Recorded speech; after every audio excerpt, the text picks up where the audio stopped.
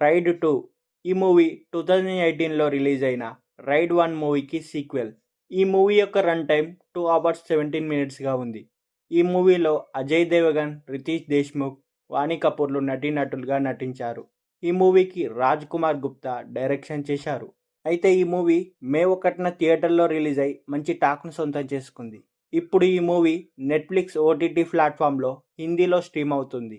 ఈ మూవీ ఎలా ఉందో ఇప్పుడు చూద్దాం రండి. ఈ మూవీ యొక్క స్టోరీ పాయింట్ ఏంటంటే, మన హీరో అమాయ్ పట్నాయక్ ఒక ఇన్కమ్ ట్యాక్స్ ఆఫీసర్.